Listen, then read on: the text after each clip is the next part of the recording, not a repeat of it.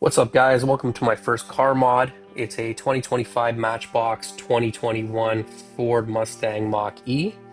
First step is to unscrew the bottoms here, pop it off, take the car apart for sanding. Just makes it easier to modify everything if it's taken apart, so it's nice and clean. Gonna 3D print some weapons. I found this strainer at the dollar store. The mesh makes for a good shading for the windows. So what we're going to do is just sand all of this down.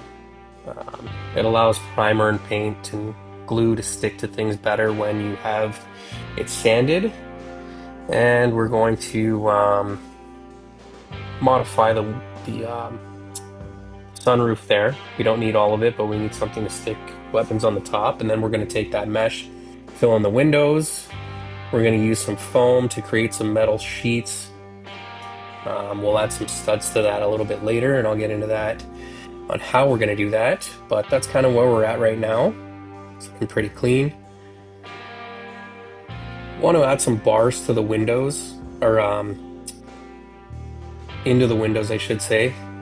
When you go into battle, you're not going to have any glass, so you need a little bit of protection. So we'll add some wire bars in there.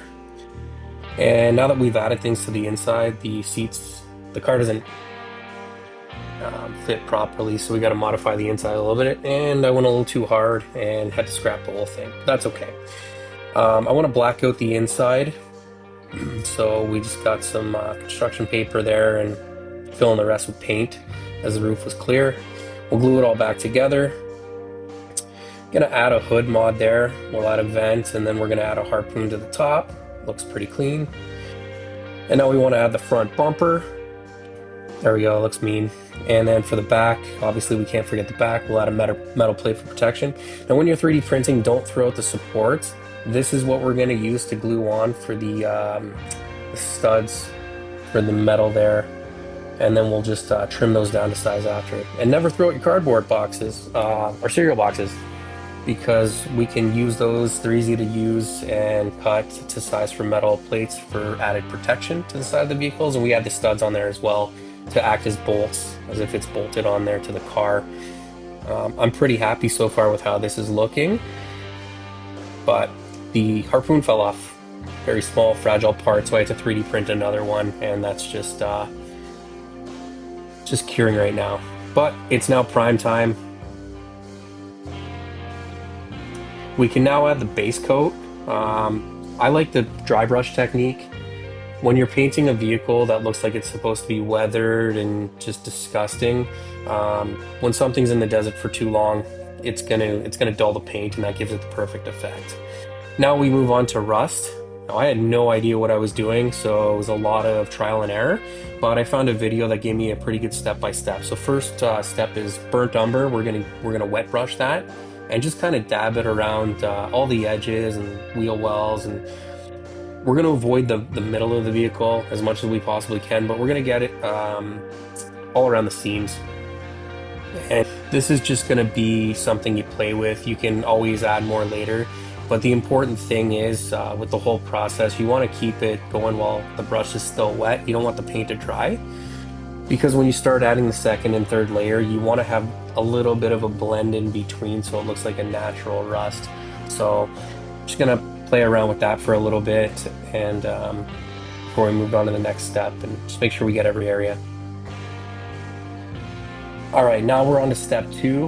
What you want to do for this is really dilute the burnt sienna.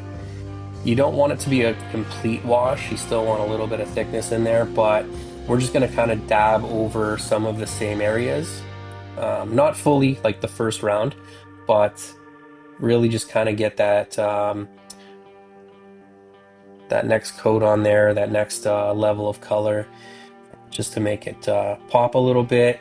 So we'll go around there and really just add those highlights, keeping it wet so it blends. So when it dries, actually, you'll see the different tones. All right, step 3, we're just going to go back to the wet brush. I'm using an espresso color. This one here It adds more of a thicker soot, if you want to call it that. You're not going to go over all the same areas as the other two colors, but you really just want to kind of get it around the wheel wells and heavy areas of like mud and soot. So yeah, around the wheels and things like that, and in the front of it, bottom of the grill, and the back where like mud and stuff would kick up. We're gonna add a wash. This is gonna be like a dark brown. You can add a little bit of black as well. I played around with this for a little bit to get that color. And as you can see on these metal plates here, it just gives it that nasty, oily, dirty, rugged look that we're looking for. Step 5, we really want to make the rust pop. So once that's dried, we're gonna just take a sponge, or you can use a stipple brush, and just dab on a little bit of orange. All right, and for the final step, we're gonna grab our metallic silver, and with a dry brush, we're just gonna scrape along the edges where the metal's been worn down to the bone. And there we have it. Mustang modification is complete. And for my first ever car mod, I really just trusted the process and let my creative juices flow and kind of added as we went along. And I am loving how this turned out. And I think I just found my new favorite hobby.